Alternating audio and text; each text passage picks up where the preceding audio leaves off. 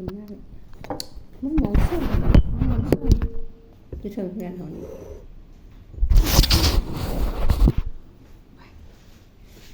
ร้านไปแล้ว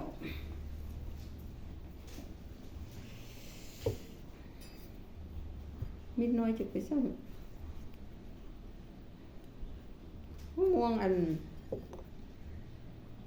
นั้นน่ะเป็นล่ามะม่วงอันซ่อคนห้องเนาะม่วงสางสุกแล้วแซ่บเลยพี่น้องดีเอามาปลูกเด้อเป็นล่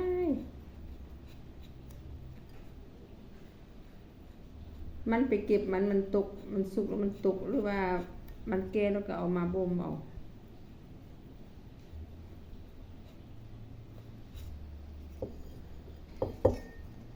เช้าไปเก็บ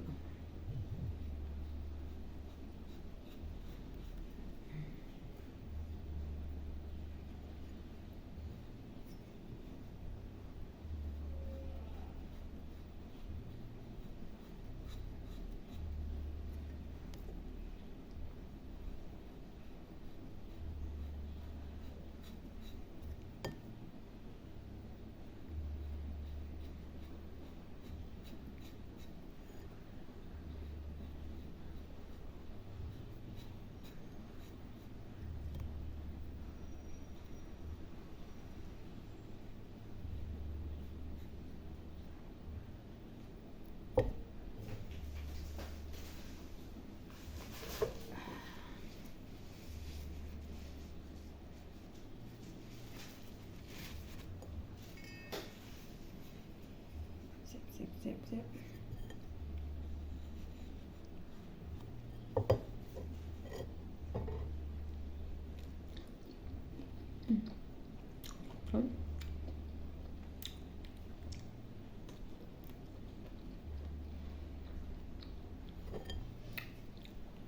ไปเก็บกองต้นมัน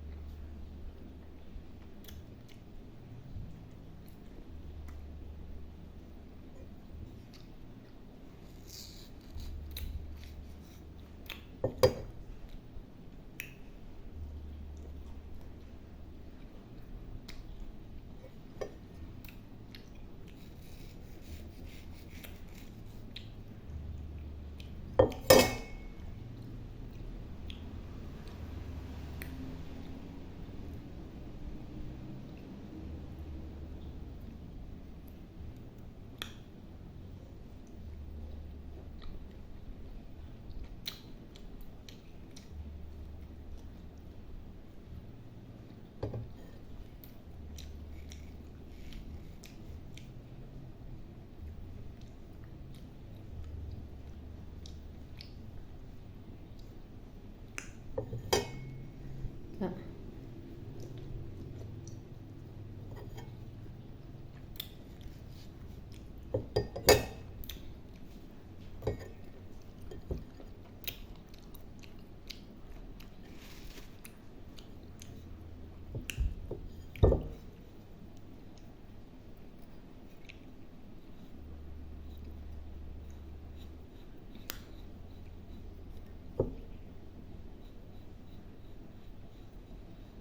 มันไปเก็บมัน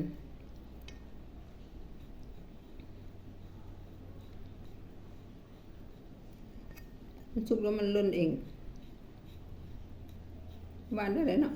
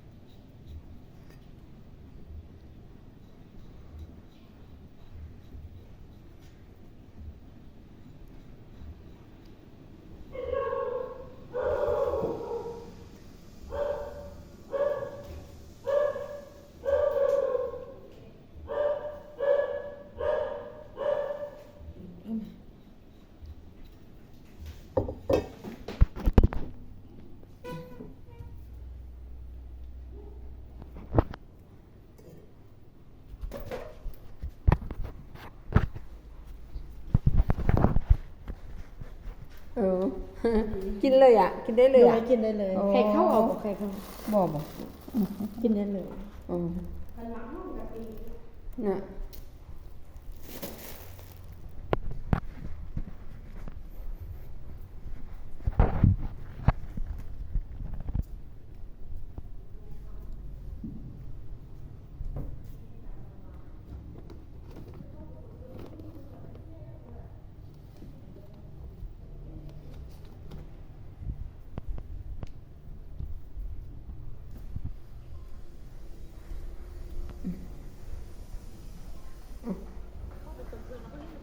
ขอบใจ จ้ะ